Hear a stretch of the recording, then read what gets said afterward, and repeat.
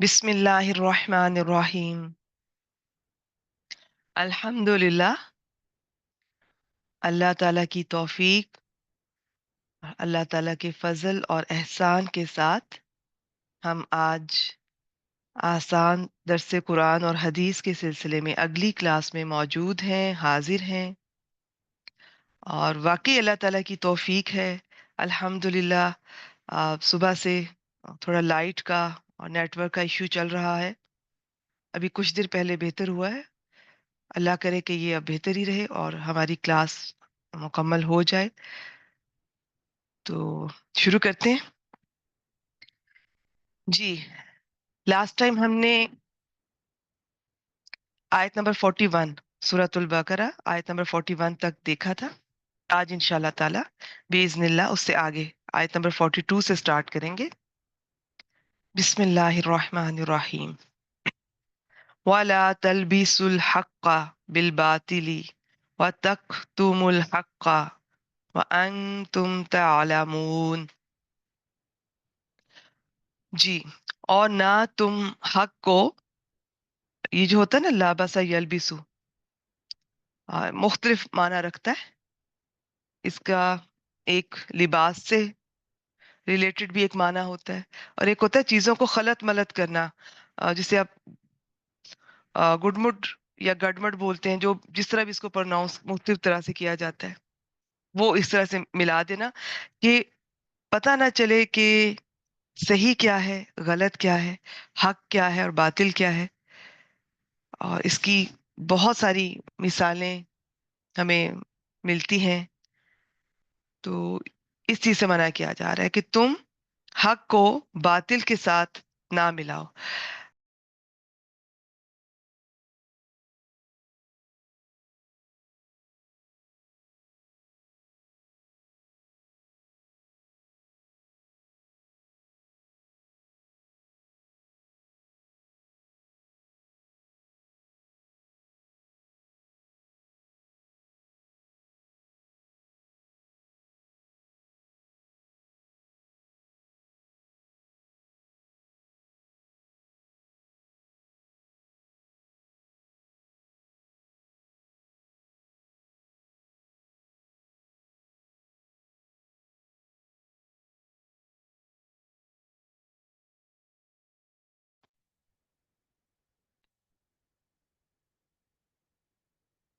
جی، مجھے ایک دفعہ پھر میں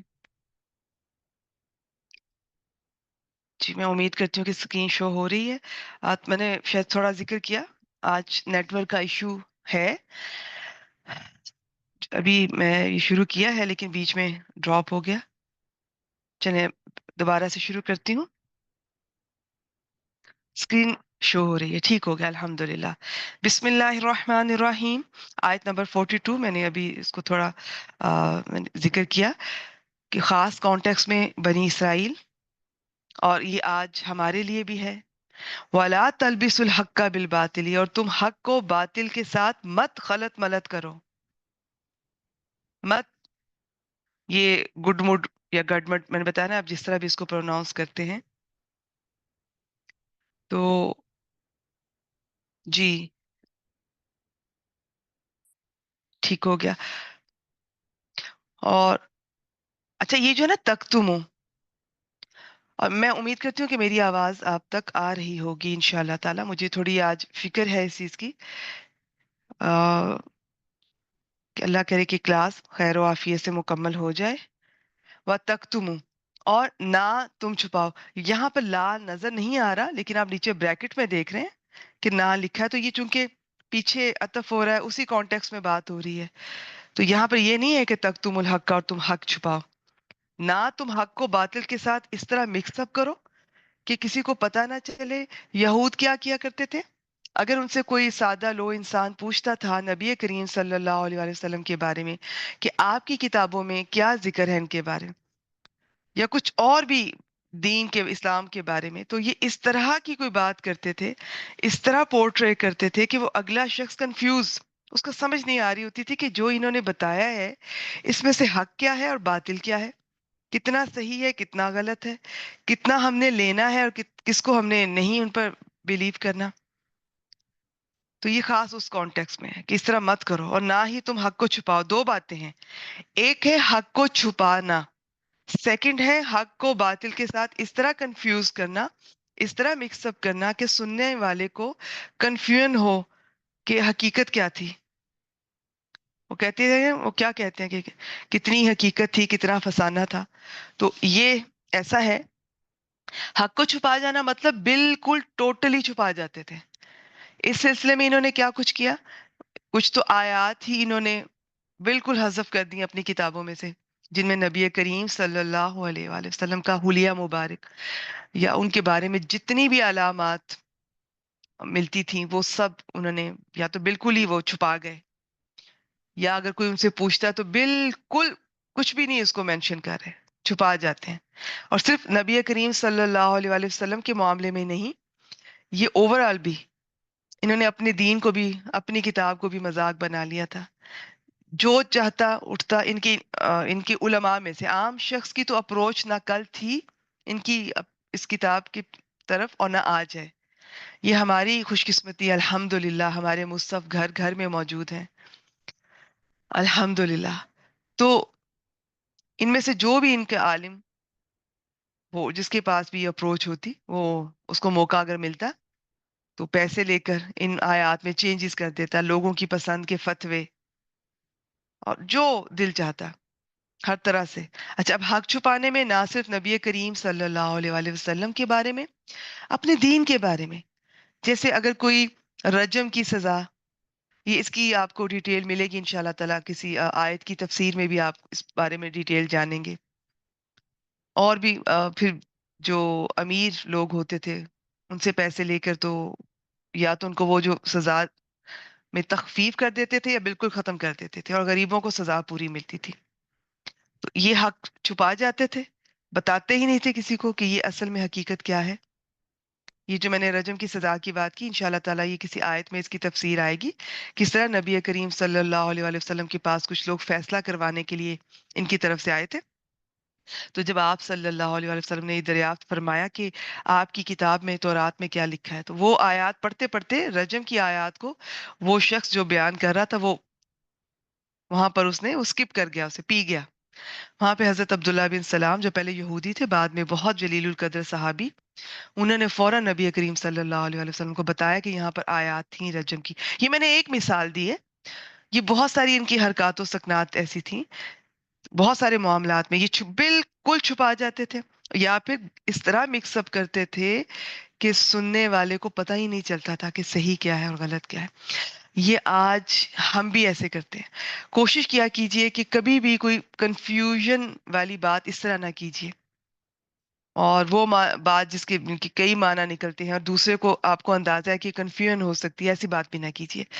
بات مختصر کیجئے اور کلیئر کیجئے. آپ صلی اللہ علیہ وآلہ وسلم کی ذات مبارک میں ہمارے لیے سیکھنے کے لیے یہ سبق ملتا ہے.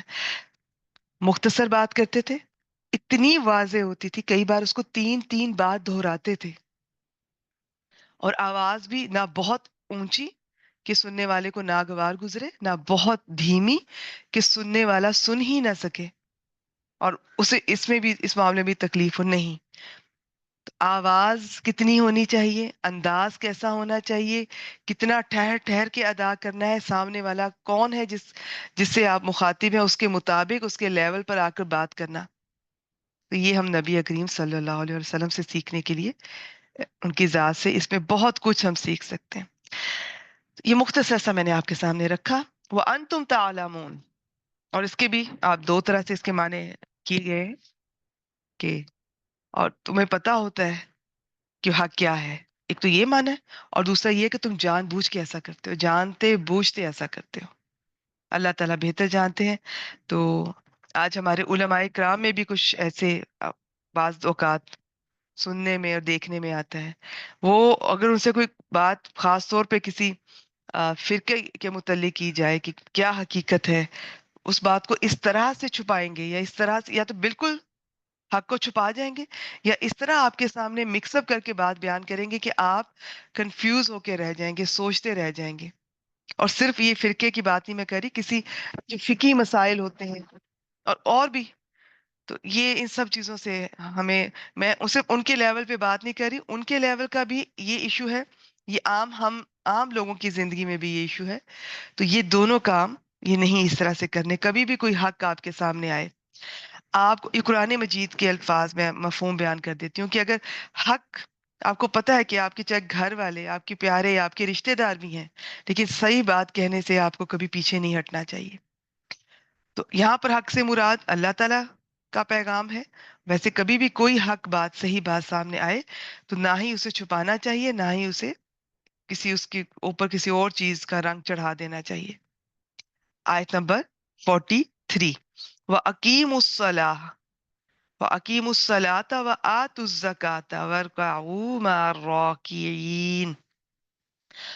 اور نماز قائم کرو اور زکوٰۃ ادا کرو اور رکوع کرنے والوں کے ساتھ رکوع کرو.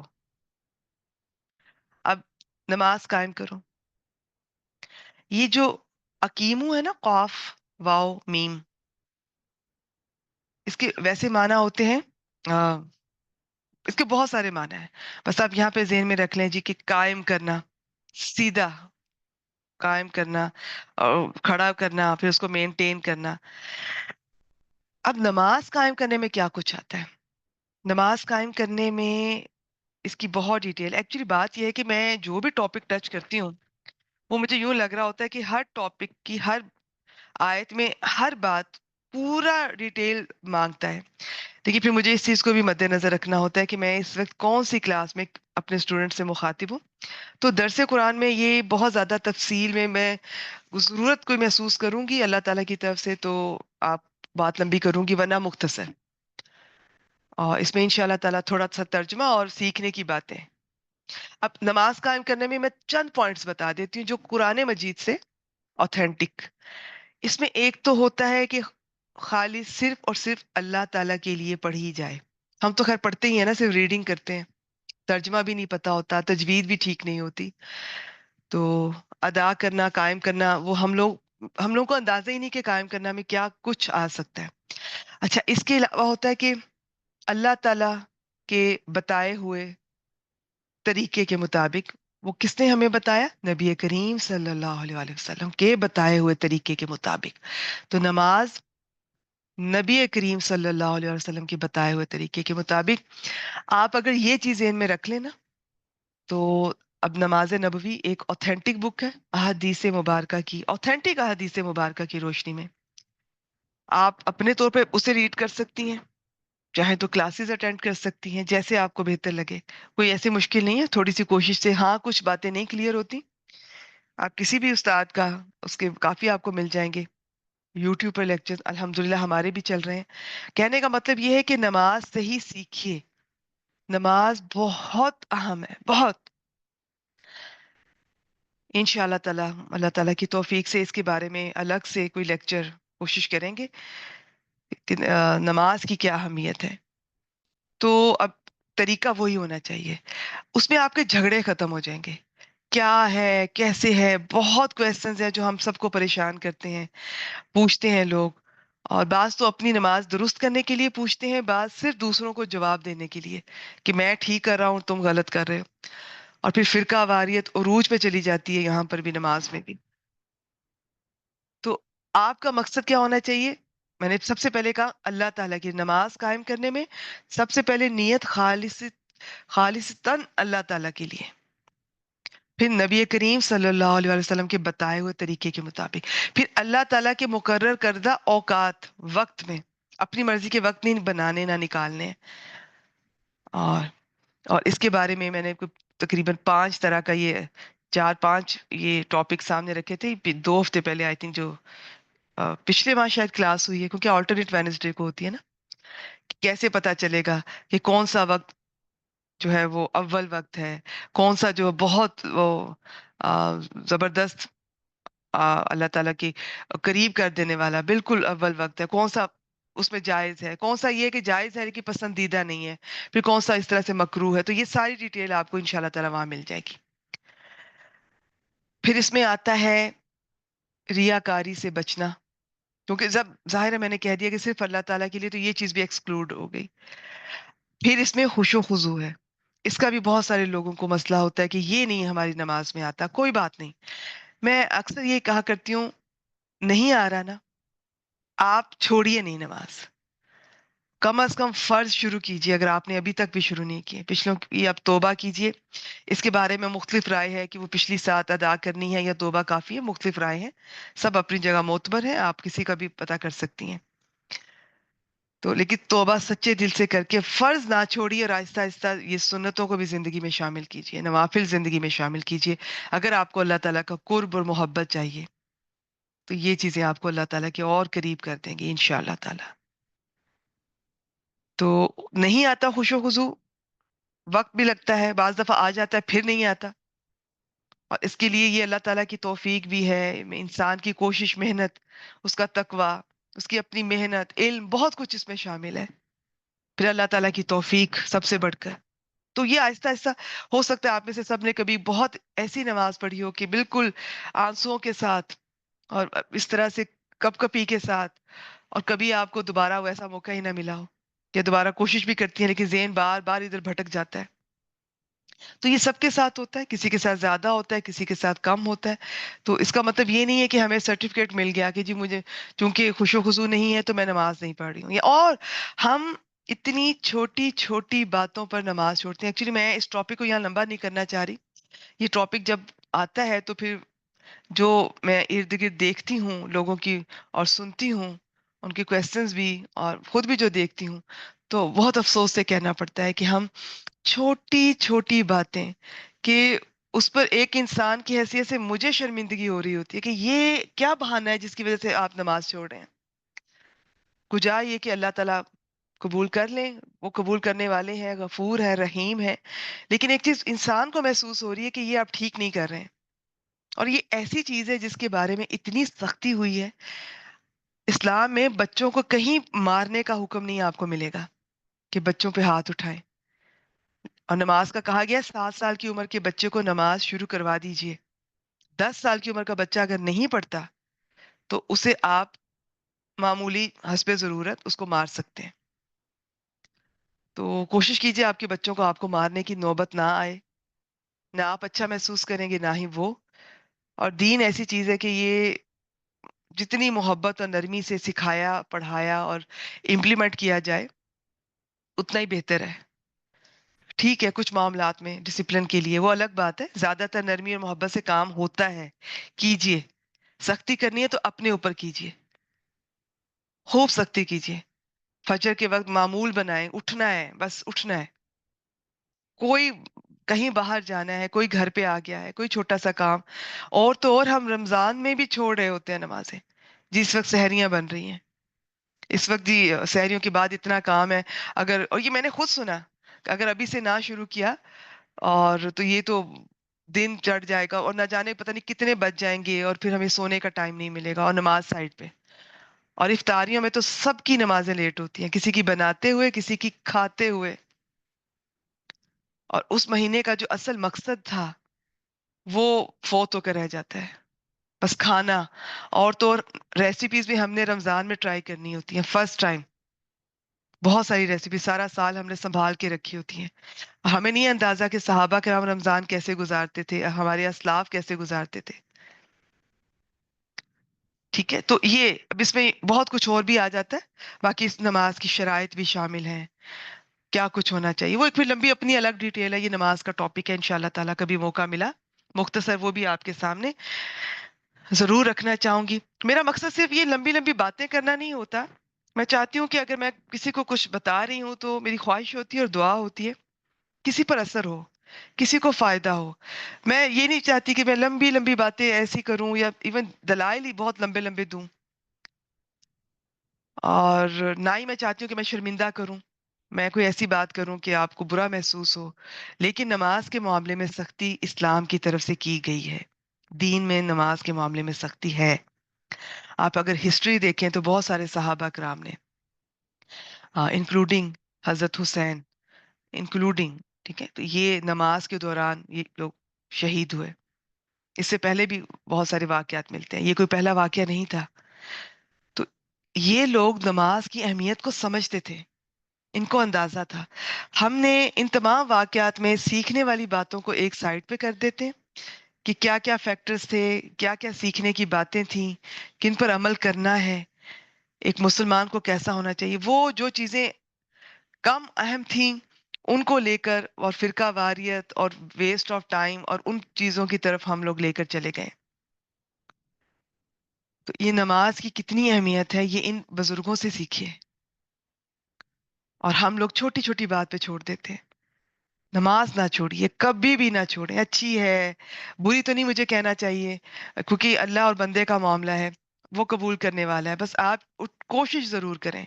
मैं अक्सर मिसाल दिया करती हूँ, आप अपने ऊपर इम्प्लीमेंट करके देखें। वैसे तो अल्लाह ताला के साथ इंसान की मिसाल कभी भी नहीं दी जा सकती, लेकिन आपके घर में अगर कोई काम करने वाली खातून है, कोई भी, वो अगर किसी भी तरह चले आ जाती है, छुट्टी नहीं करती है, किसी बारिश में आ जाती हैं, या किस दिन आपके गेस्ट आए हुए हैं, आपको बहुत जरूरत है, फर्ज करें आ जाती हैं, चाहे काम अच्छा करें या ना करें, उनको देखकर आप खुश हो जाती हैं कि आ गई हैं। तो छुट्टी करना कितना बुरा लगता है। तो छुट्टी ना कीजिए, आप बस अदा करते जाएं। अल्लाह ताला ने अगर तौफीक दी ना आपकी ये हाजिरी देखकर, अल्लाह ताला अपनी जनाब से, अपनी तौफीक से आपको इंशाल्लाह ताला नवाज देंगे। एक दिन आएगा कि नमाज में खुशो हुजूर भी पैदा होगा। आपके करने के काम क्या है? नमाज नहीं छोड़नी और सही सीखनी है, तर्जमा आना चाहिए। और सारी नमाजें ना सही, कम से कम दिन में दो तीन नमाजें, कम से कम एक नमाज के लिए वक्त ज्यादा निकालें। कम से कम फजर के लिए तो अक्सर लोग लेट उठते हैं घर वाले, तो आप जल्दी उठ जाएं, फजर से पहले उठ जाएं। या ईशा ऐसी पढ़ें कि थोड़ी प्राइवेसी में पढ़ें, थोड़ा वक्त गुजारें अल्लाह ताला के साथ। दुनिया के झमेले तो खत्म ही नहीं होते, बंदा खत्म हो जाता है। ठीक हो गया जी। वातु ज़काता, और ज़कात अदा करो। अब ये खास यहूदियों के कॉन्टेक्स्ट में बात हो रही है। उनकी भी नमाज थी, उनकी भी ज़कात थी, उनके फर्क था। उन्होंने अपनी नमाज में रुकू खत्म कर दिया था इस तरह से, और कहा जाता है कि सजदा भी। तो अब यहाँ पर खासतौर पे रुकू का दोबारा जिक्र आया है। फिर ज़कात भी थी और वो नहीं अदा करते थे। और उन्होंने बल्कि क्या किया, कुछ चीजें तो खत्म कर दी, जैसे नमाज में चेंज कर दी, और कुछ चीजें उन्होंने कहा कि ज़कात आपने देनी है तो ये उलमाए किराम को अपने दे दें। ये इस तरह से उन्होंने कर दिया चेंजेस, जो दिल करता था उन्होंने मजहब के साथ, दीन के साथ खिलवाड़ किया। अब दोबारा ये रुकू करने वालों का जिक्र आया। एक तो ये खास तौर पे रुकू नहीं था उनकी नमाज में, उसका भी जिक्र आया। दूसरा, ये बा जमात नमाज का जिक्र है। कितनी कितनी ये जरूरी है। और ये एक हदीस मुबारका, ये सही बुखारी की, उसमें नबी करीम सल्लल्लाहु अलैहि वसल्लम ने फरमाया, उस जात की कसम जिसके हाथ में मेरी जान है, मैंने इरादा किया कि ईंधन का हुक्म दूं, वो इकट्ठा किया जाए, फिर नमाज का हुक्म दूं, उसके लिए अजान कही जाए, फिर किसी आदमी को हुक्म दूं कि वह लोगों की इमामत करवाए, फिर उन आदमियों की तरफ जाऊं जो नमाज में हाजिर नहीं होते, और उन समेत उनके घरों को जला दूं। फिर एक और, इब्ने माजा, ये उसकी हदीस है कि जो शख्स अजान सुने और सुनकर नमाज के लिए मस्जिद में ना आए, मगर ये कि कोई उजर है उसका, ठीक है, देखिए उजर अल्लाह ताला के यहाँ कबूल है, शरई उजर है, कोई जेन्युइन रीजन है, अदरवाइज उसकी नमाज नहीं। ठीक हो गया जी। चलें आगे चलते हैं जी, आयत नंबर 44 देखते हैं हम। अतमुरून अन्नासा बिलबिर्रि व तनसौना अनफुसकुम, क्या तुम लोगों को नेकी का हुक्म देते हो और अपने आप को भूल जाते हो? वान तुम ततलून अल किताब, हालांकि तुम किताब पढ़ते हो, तिलावत करते हो। अफला ताकिलून, क्या फिर तुम अकल से काम नहीं लेते हो? अब इसमें कुछ बातें, एक तो ये कि लोगों को नेकी का हुक्म देना और खुद अमल ना करना, ये कितनी नापसंदीदा बात है। लेकिन एक चीज नोट फरमाइए, यहाँ पर हुक्म देने से मना नहीं किया जा रहा। अब अगर कोई ये कहे कि मैं चूंकि खुद अभी नमाज नहीं रेगुलर हो रही, तो मैं लोगों को, मैं कैसे कह सकती हूँ अपने घर वालों को ये दाएं बाएं कि जी नमाज जरूर पढ़नी चाहिए। आपने कहना है क्योंकि अल्लाह ताला ने हुक्म दिया है, और आपने खुद भी कोशिश जारी रखनी है। फिर कभी भूल चूक हो जाती है, सबसे होती है, लेकिन आपने कहना नहीं छोड़ना, ना अपने घर वालों को ना लोगों को, और खुद भी कोशिश जारी रखनी है। यहाँ पर मना किया जा रहा है کہ نیکی کا حکم تو اچھی بات ہے، وہ دے رہے ہو، خود اپنے آپ کو بھول جاتے ہو. اس میں پھر وہی یہودیوں کے کانٹیکس میں ایک تو لوگوں کو یہ اچھے کاموں کا، یہ کسی کا بھی شریعت کی باتوں کا بتاتے تھے یا حکم دیتے تھے، خود عمل نہیں کرتے تھے. سیکنڈ، پھر وہی کہ نبی کریم صلی اللہ علیہ وسلم پر خود ایمان نہیں لاتے تھے، لیکن کسی مجبوری کی وجہ سے بعض دفعہ لوگوں میں بیٹھے ہوئے زیادہ لوگوں کے سامنے ان سے انکار بھی نہیں کیا جاتا تھا، یہ بتا دیتے تھے کہ جی وہ صحیح ہے، یہ سب صحیح ہے، لیکن خود ایمان نہیں لاتے تھے. ٹھیک ہے، یہ بعض خاص حالات کی بات ہے، ادروائز تو یہ یا تو بالکل چھپا جاتے تھے آپ صلی اللہ علیہ وسلم کے بارے میں، یا مکس اپ کر جاتے تھے. ٹھیک ہے، اور بعض حالات میں اس طرح ہوتا تھا. یہ میں نے مختلف تفاسیر آپ کے سامنے رکھی ہیں. تو یہاں پہ سیکھنے کی بات یہ ہے کہ نیکی کا حکم بھی دیتے رہنا ہے اور خود عمل بھی کرنا ہے. یہ اللہ تعالیٰ کے ہاں بہت ناپسندیدہ بات ہے. یہ میں آپ کے سامنے صحیح بخاری کی ایک حدیث پڑھنا چاہوں گی. رسول اللہ صلی اللہ علیہ وآلہ وسلم نے فرمایا، قیامت کے دن ایک آدمی کو لایا جائے گا، اسے جہنم میں ڈال دیا جائے گا، اس کی انتڑیاں آگ میں نکل کر ڈھیر ہو جائیں گی، وہ ان کے ارد گرد ایسے گھومے گا جیسے گدھا اپنی چکی کے ارد گرد گھومتا ہے. آگ والے اس کے ارد گرد جمع ہو جائیں گے اور کہیں گے، اے فلاں، تیرا کیا معاملہ ہے؟ کیا تو ہمیں نیکی کا حکم نہیں دیتا تھا اور ہمیں برائی سے منع نہیں کرتا تھا؟ وہ کہے گا، میں تمہیں نیکی کا حکم دیتا تھا اور خود وہ کام نہیں کرتا تھا، اور تمہیں برائی سے منع کرتا تھا اور خود اس کا ارتکاب کرتا تھا. یہ صحیح بخاری کی حدیث ہے جو میں نے آپ کے سامنے پڑھی ہے. تو آپ نے اندازہ آپ کیجئے، قرآن مجید کی آیات سے کیجئے، احادیث مبارکہ سے کیجئے، یہ کتنی بری چیز ہے. اور اب یہاں پر جو اہل علم ہیں، اہل الکتاب، قرآن مجید سے جڑے ہوئے لوگ، خاص طور پر ان کے لیے یہ لمحہ فکریہ خاص طور پر، کیونکہ یہ کانٹیکس، جس کانٹیکس میں بات ہو رہی ہے وہ تو یہود کا ہی ہے، کہ حالانکہ تم تلاوت کرتے ہو قرآن مجید کی، تمہارا کام دین کا، تم پڑھتے ہو، پڑھاتے ہو، سیکھتے ہو، سکھاتے ہو، اس کے باوجود تم لوگوں کو حکم دے رہے ہو، خود اپنے آپ پہ امپلیمنٹ نہیں کرتے ہو، اپنے آپ کو بھول جاتے ہو. آج اگر کوئی قرآن مجید سے جڑا ہے تو یہ ذمہ داری بڑھ جاتی ہے آگے حکم پہنچانے کی بھی اللہ تعالیٰ کا، اور اس پر عمل کرنے کی بھی. تو یہ چیز زیادہ ناپسندیدہ ہوگی اللہ تعالیٰ کے ہاں. اگر ایک عام شخص جو قرآن مجید سے نہیں جڑا وہ ایک غلطی کرتا ہے، اور ایک شخص جڑا ہوا ہے وہ غلطی کرتا ہے، لیکن اس کا مطلب یہ نہیں کہ اب جوڑا نہ جائے اور علم حاصل نہ کیا جائے. واقعی بعض لوگ علم حاصل نہیں کرتے قرآن مجید کا، کہ اگر ہم نے سیکھا تو ہمیں خود پر امپلیمنٹ کرنا پڑے گا، اور پھر ہماری مجبوری ہوگی، اور پھر اگر ہم نے سننے کے بعد، جاننے کے بعد عمل نہ کیا تو گناہ ہوگا. تو نہ جاننا بھی بہت غلط ہے. ٹھیک ہے، تو جاننا بھی ضروری ہے، جانتے رہنا یہ بھی ضروری ہے، اور قرآن مجید کا علم حاصل کرنا تو سب پر فرض ہے. قرآن مجید سے تو ہر ایک کو جڑے ہونا چاہیے. تو مطلب یہ کہ ہر ایک کے لیے یہ حکم ہو گیا کہ آفالات آکلون، کیا پھر تم عقل سے کام نہیں لیتے؟ آیت نمبر 45 کو دیکھتے ہیں. وَاسْتَعِینُوا بِالصَّبْرِ وَالصَّلَاةِ وَإِنَّهَا لَكَبِیرَةٌ إِلَّا عَلَى الْخَاشِعِینَ، اور صبر اور نماز کے ساتھ مدد طلب کرو. اچھا، اس آیت مبارکہ کا بعض لوگ بہت غلط سائٹ پر اس کا ترجمہ اور تفسیر بیان کرتے ہیں. وہ اس انسانی ان کے وسیلے کو ڈیفینڈ کرتے ہیں. وہ کہتے ہیں کہ یہاں پر اللہ تعالیٰ نے کہا ہے کہ صبر اور نماز کے ساتھ ان سے مدد طلب کرو، ان سے مدد طلب کرو. جب ان سے مدد طلب کرنے کا حکم ہے تو پھر کسی انسان سے بھی کی جا سکتی ہے، چاہے وہ زندہ ہے چاہے وہ قبر میں ہے. تو یہ بہت غلط سائٹ پہ اس کی تفسیر بیان کی جاتی ہے. حقیقت میں یہ گرامیٹیکلی بھی یہ جو با ہے بہت سارے معنی میں استعمال ہوتا ہے.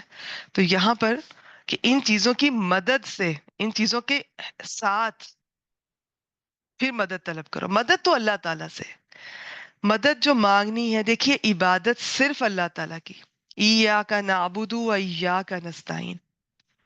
ہمارے ہاں آج اس آیت مبارکہ کا تھوڑا بغیر سمجھے اس کو ہم اپنے ایک کوئی پولیٹیکل پارٹی اپنے سلوگن کے طور پہ استعمال کر رہی ہے، کبھی کوئی فرقہ اپنے سلوگن کے طور پہ کسی آیت کو استعمال کر رہا ہے.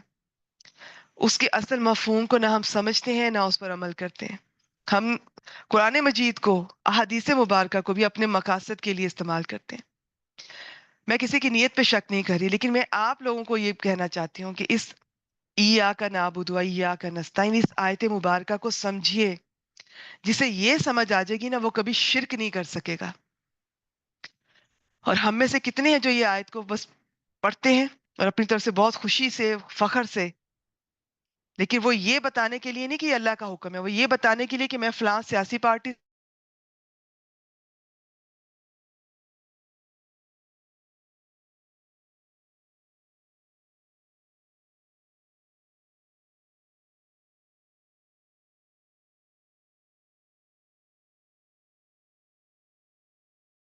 की डिफरेंट वे में कोई कर ही नहीं सकता।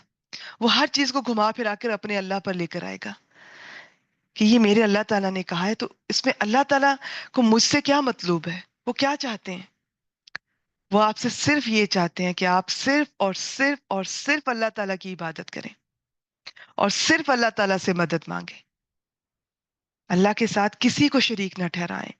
ये कितना नापसंदीदा है अल्लाह ताला के लिए। अगर कोई जानना चाहता है कि मेरे अल्लाह को क्या पसंद है, क्या नापसंद है, तो ये आपके सामने है। लंबी लिस्ट है, लेकिन ये चीज सबसे टॉप पे है। सूरह लुकमान, उसमें ये जिक्र है, इन्ना शिरका ला जुल्मुन अजीम, बेशक शिरक बहुत बड़ा जुल्म है। अल्लाह ताला को जो चीज सबसे ज्यादा बुरी लगती है, नागवार गुजरती है, उन्हें गैरत आती है, वो शिरक है। और वो फरमाते हैं कि इसकी अगर कोई तौबा किए बगैर मर गया तो इसको कभी माफ नहीं करेंगे, इस गुनाह को। इसके अलावा वो जिसे चाहेंगे माफ कर देंगे। तो इन चीजों को समझना होता है। मदद सिर्फ, अच्छा मदद को फिर समझिएगा। एक मदद होती है जैसे मुझे रिस्क चाहिए, मुझे औलाद चाहिए, मुश्किल दूर करवानी है, ये मदद सिर्फ अल्लाह ताला से मांगनी है, अल्लाह ताला कर सकते हैं।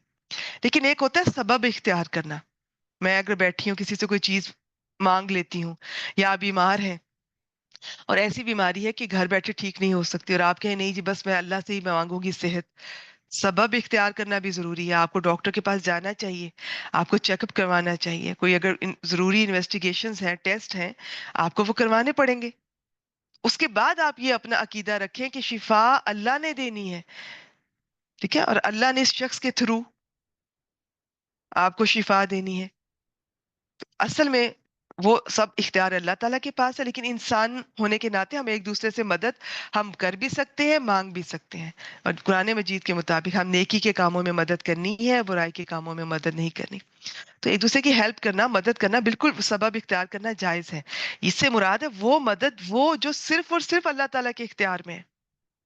और इसका मतलब ये नहीं कि सबर और नमाज इनसे मदद मांगो, इनके जरिए मदद मांगो, विद दी हेल्प ऑफ, इन दो चीजों के साथ। जब भी कभी कोई मुश्किल पेश आए, ये दो चीजें, ये दो चीजें, सबर और नमाज।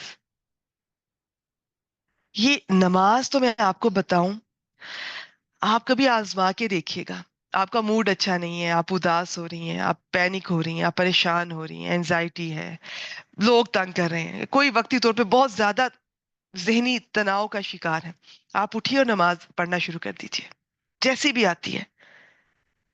फर्ज का वक्त है तो वो, नहीं तो कोई नवाफिल अदा कर लीजिए। हाँ, कुछ इल्म जरूर हो कि किन औकात में कोई नमाज नहीं अदा करनी, उनके अलावा बिल्कुल पढ़े। अगर तो आप थोड़ा सा भी, आपके अल्लाह ताला पे यकीन है, आप थोड़ा सा भी महसूस करें कि मैं अल्लाह ताला के सामने खड़ी हूं, तो नमाज से पहले की कैफियत और नमाज के बाद की कैफियत कभी भी एक जैसी नहीं रहती। इंसान कभी एक जैसा नहीं रहता है। हम सही अदा ही नहीं करते। हम कहते हैं कि मुश्किल आई तो मैंने नमाज शुरू कर दी, तिलावत शुरू कर दी, मुश्किल दूर हुई तो मैंने ये सब कुछ छोड़ दिया। या मुश्किल आई, मैंने नमाज शुरू की, मेरी मुश्किल नहीं दूर हुई, नमाज में कुछ नहीं है। या मुझे सुकून नहीं मिल रहा, नमाज नहीं है ठीक, बस इसकी जरूरत नहीं है, मुझे वैसे भी तो सुकून नहीं मिल रहा, नमाज पढ़ के भी नहीं मिल रहा। नमाज सिर्फ सुकून का जरिया नहीं है। सुकून यानी कि आप सिर्फ ये ना सोचे कि मुझे सुकून मिलेगा, आपको बिल्कुल मिलेगा, सब कुछ मिलेगा। पहले एक दफा आप ये सोचें कि मुझे अल्लाह ताला का हुक्म मानना है। आज नहीं मिल रहा, हफ्ता, 10 दिन, 2 हफ्ते, महीना, लेकिन फाइनली मिलेगा आपको। और नहीं भी मिलता है, इन केस हो सकता है कहीं हमसे किसी की हक तलफी हो रही हो, अल्लाह ताला के हकूक में, बंदों के हकूक में हमसे कमी या ज्यादती हो रही हो, तो پھر آپ کو نماز کیسے سکون دے سکتی ہے؟ جب کوئی ایک انسان کسی دوسرے انسان کے ساتھ زیادتی کر رہا ہے، ایک ساس بہو کے ساتھ کر رہی ہے، ایک بہو ان کیس فرض کریں وہ آگے سے پلٹ کر وہ زیادتی کر رہی ہے، کوئی آپ کو کیسے سکون ملے گا؟ چاہے آپ تہجد بھی ادا کریں، جب تک کہ آپ دل سے یہ نہ محسوس کریں کہ جس کے سامنے آپ کھڑے ہیں اس کا بندوں کے بارے میں کیا حکم ہے، اس کا میں تو حق ادا کر رہی ہوں، اس کے سامنے کھڑی ہوں، نماز ادا کر رہی ہوں، تلاوت بھی کر رہی ہوں، لیکن کیا میں اس کے بندوں کے ساتھ زیادتی تو نہیں کر رہی؟ اگر میں اس کے بندوں کے ساتھ زیادتی کر رہی ہوں تو مجھے وہ اس کا سامنے کھڑا ہونا کوئی فائدہ خاص نہیں دے گا، الا ماشاء اللہ۔ اللہ تعالیٰ بالکل بدل سکتے ہیں نماز کے ذریعے بھی، لیکن پہلے اپنی غلطیوں کا احساس تو ہو، اندازہ تو ہو۔ اب ہم نے بدقسمتی سے نماز کو اور قرآن کو سکون کا اور ان چیزوں کا بس ذریعہ کہ یہ ہمیں ملے گا اس میں سے، اور نماز میں سے یہ ملے گا تو ٹھیک ہے ورنہ میں چھوڑ دوں گی۔ میری ایک خاندان میں خاتون تھی، ان کو اللہ تعالیٰ نے تیسری بیٹی عطا فرمائی، انہوں نے نہ جانے کتنے سال نماز نہیں پڑھی، اللہ تعالیٰ سے ناراض رہیں وہ۔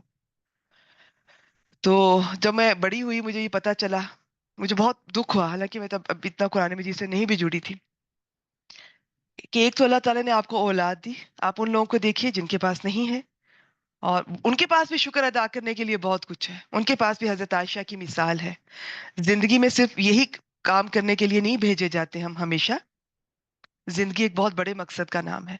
اللہ تعالیٰ نے آپ کو اولاد جیسی نعمت دی، اور اس کے بعد آپ فیصلہ کریں گے کہ مجھے بیٹا چاہیے، بیٹی چاہیے، کتنے چاہیے، کیسے چاہیے، تو پھر کس سے ناراض ہو رہے ہیں؟ اس سے کیا فرق پڑتا ہے؟ فرق تو مجھے اور آپ کو پڑتا ہے۔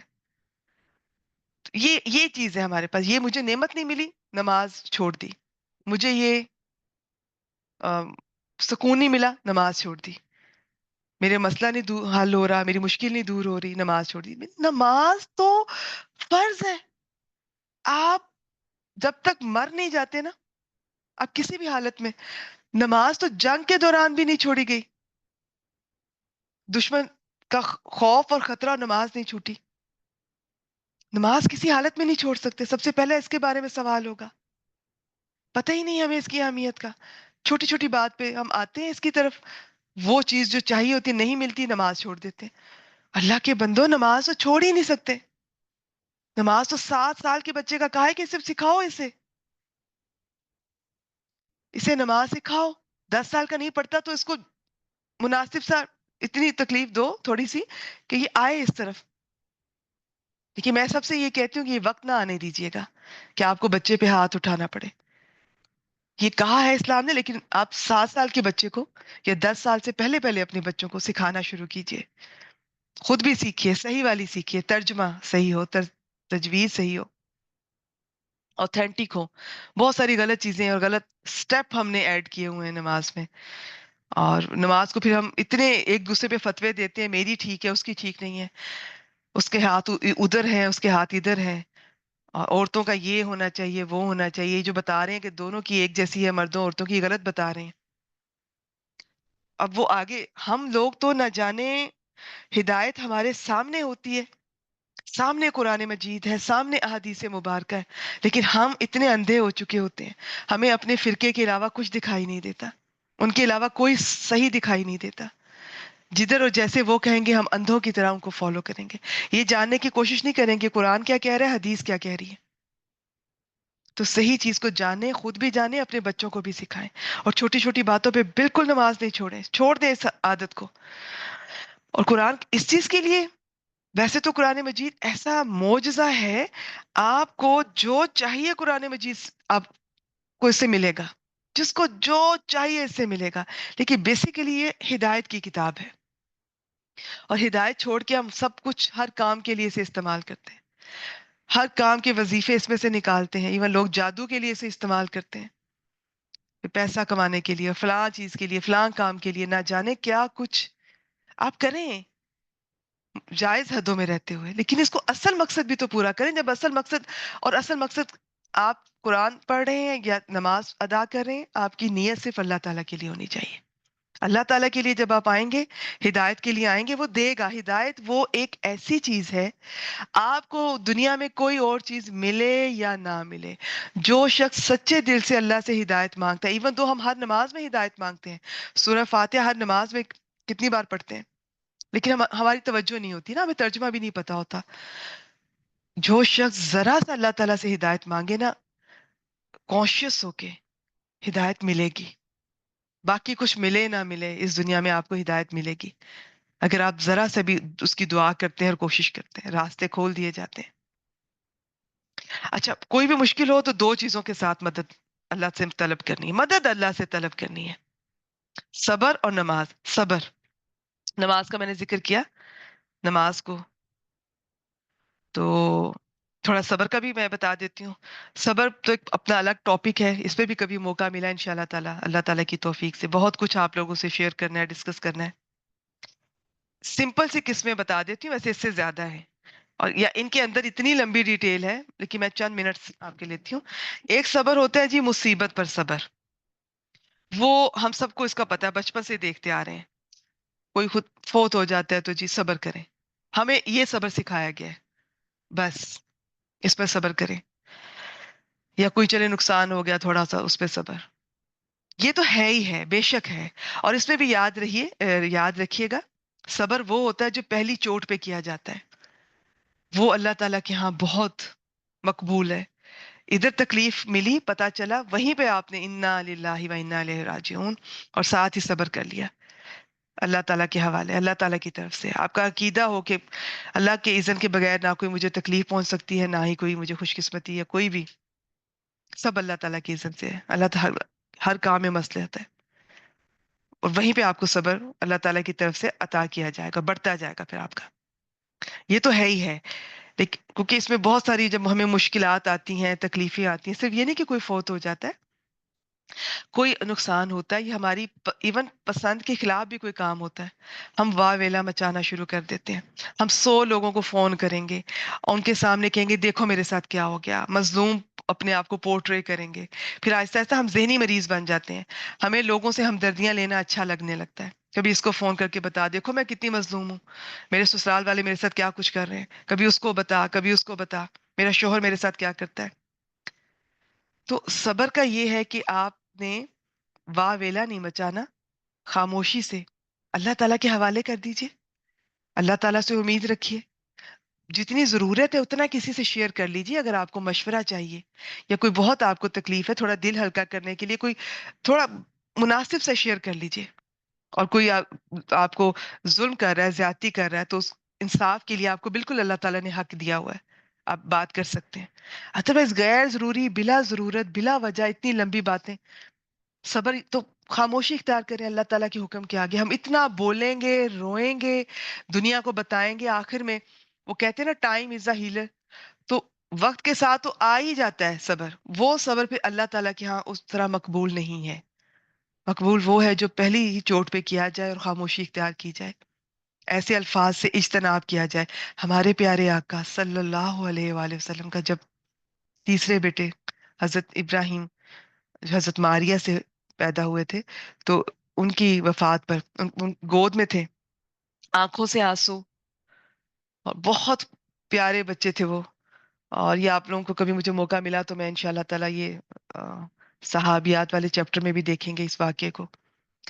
لیکن زبان سے ایسا خود کہہ رہے ہیں کہ زبان سے ایسی کوئی بات نہیں کہیں گے جو اللہ تعالیٰ کو ناگوار گزرے، بری لگے. یہ چیزیں ہیں جو ہم نے سیکھنی ہے. اور جو مومن ہوتا ہے نا بہت گریسفل ہوتا ہے، وہ خوشی میں بھی کنٹرول میں رہتا ہے، آؤٹ آف کنٹرول نہیں ہوتا جس طرح ہم ہو جاتے ہیں آج کل. ہمیں تو ذرا سی خوشی ملتی ہے ہم چھچورے ہو جاتے ہیں. آپ ہماری شادیاں ذرا دیکھیے، لگتا ہے یہ مسلمانوں کی شادیاں ہیں. ہمیں تو خوشیاں بھی ہینڈل کرنی نہیں آ رہی. خوشیوں میں بھی صبر کرنا چاہیے. میں نے کہا نا صبر بہت لمبا ٹاپک ہے، میں مختصر سا آپ کے سامنے رکھ دیتی ہوں. ایک تو جی میں نے آپ کو بتایا کہ یہ مصیبت پر، تکلیف پر صبر ہوتا ہے، اور وہی جو فوراً کیا جائے، گریس کے ساتھ کیا جائے، اللہ تعالیٰ کے حوالے کر دیا جائے. تکلیف ہوگی، سب کو دل بھی ٹوٹ رہا ہوگا، آنسو بھی آ رہے ہوں گے، لیکن زبان سے ایسا کچھ نہ نکالیے جو اللہ تعالیٰ کو برا لگے. کوئی شکایت، کوئی گلا، کوئی شکوہ نہیں ہونا چاہیے. دوسرا، اللہ تعالیٰ کی اطاعت پر صبر. یہ جو 5 وقت کی نماز اور ساری زندگی پڑھنا، یہ بھی صبر ہے. اور صبر کا آپ کو اگر اجر پتا چل جائے نا، ایک تو اللہ تعالیٰ قرآن مجید میں فرماتے ہیں کہ بے شک اللہ تعالیٰ صبر کرنے والوں کے ساتھ ہے. اللہ تعالیٰ ساتھ ہوتے ہیں. ویسے تو ہر شخص کے ساتھ ہے، لیکن اس طرح نہیں جس طرح صابرین کے ساتھ ہوں گے، مظلوموں کے ساتھ ہوتے ہیں. پھر ان کا جو اجر ہے وہ اللہ تعالیٰ نے دینا ہے، اور وہ کیا دینا ہے کسی کو نہیں پتا، کیسا دیں گے. بہت زبردست، انسان کی توقعات سے بڑھ کے. اگر کوئی انسان دنیا میں اللہ تعالیٰ کے لیے کسی مصیبت پر صبر کرتا ہے، اللہ تعالیٰ کے کسی حکم ماننے پر صبر کرتا ہے، جیسے یہ اطاعت کا میں کہہ رہی ہوں نا، اطاعت پر، نماز، روزہ، زکوٰۃ، حج، جتنے احکامات، جتنے ڈوز ہیں، جتنے اللہ تعالیٰ نے کہا ہے، اللہ تعالیٰ کی حق کیا ہیں، بندوں کے حق کیا ہیں، ان سب پر اللہ تعالیٰ کی اطاعت سمجھتے ہوئے، چاہے مشکلات پیش آ رہی ہیں، برا لگ رہا ہے، لوگ دل دکھا رہے ہیں، پھر بھی صبر کیے جا رہے ہیں کہ میں نے اللہ تعالیٰ کی اطاعت پر قائم رہنا ہے. آپ کو اتنا ہی ہے، سب کو اجر ملے گا، آپ سب صابرین ہیں. تیسرا ہوتا ہے نافرمانی سے بچنے پر صبر. ساری زندگی کبھی کسی گناہ کو دل چاہے، کبھی کسی خطا کا، کبھی کوئی چیز اٹریکٹ کرے گی دنیا کی، کیونکہ گناہ بہت پرکشش ہوتا ہے. تو لیکن انسان ہر بار یہی سوچے کہ میرا رب مجھے دیکھ رہا ہے، اور اس کے لیے میں نے گناہ نہیں کرنا. اور جو شخص اللہ تعالیٰ کے لیے کسی گناہ سے رکتا ہے، پھر اس کا اجر تو بس بے حساب ہے. بے حساب ہم بول جاتے ہیں، یہ جب دیکھیں گے تو پتا چلے گا بے حساب ہوتا کیا ہے. جب وہ دینے پہ آتا ہے نا، اللہ تعالیٰ اپنی شان کے مطابق دیتا ہے. دنیا میں تو اپنی شان کے مطابق وہ کیا دے سکتا ہے، اس چھوٹی سی دنیا میں، حقیر سی دنیا میں.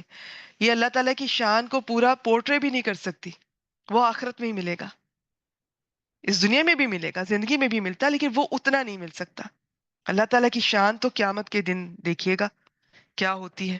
ویسے تو سورۃ الرحمن میں بھی ہے، اللہ تعالیٰ ہر روز ایک نئی شان میں ہوتے ہیں. اس کی خیر مختلف تفاسیر بیان کی جاتی ہیں. بعض کے مطابق ہر دن ایک نئی شان میں ہوتا ہے. اچھا خیر، یہ بات پھر کہیں اور نکل جائے گی. تو ٹھیک ہو گیا جو بے شک، اور ساتھ کیا کہا جا رہا ہے، وَإِنَّهَا لَكَبِيرَةٌ. اور ساتھ ہی اللہ تعالیٰ نے ہمارا بتا دیا ہمیں کہ ہم جو ہے نا انسانوں کے لیے کیا ہے، بے شک ہاں وہ نماز، بعض کے مطابق یہ دونوں چیزیں، بعض کے مطابق صرف نماز، وہ بہت بھاری ہے، انسانوں پہ بھاری ہے. یہ آسان نہیں ہے نماز پہ قائم رہنا، نماز پڑھنا. الا مگر علی الخاشین، مگر جو خشوع کرنے والے ہیں، اللہ تعالیٰ سے ڈرنے والے ہیں، ان پر بھاری نہیں ہے.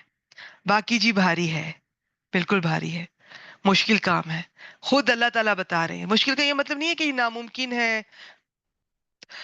تو قائم رہنا، کسی بھی نیکی کو شروع کر لینا اتنا مشکل نہیں ہوتا.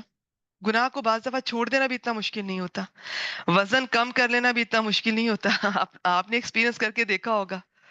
اصل چیز کیا ہوتی ہے، مینٹین رکھنا، وہ چیز میٹر کرتی ہے.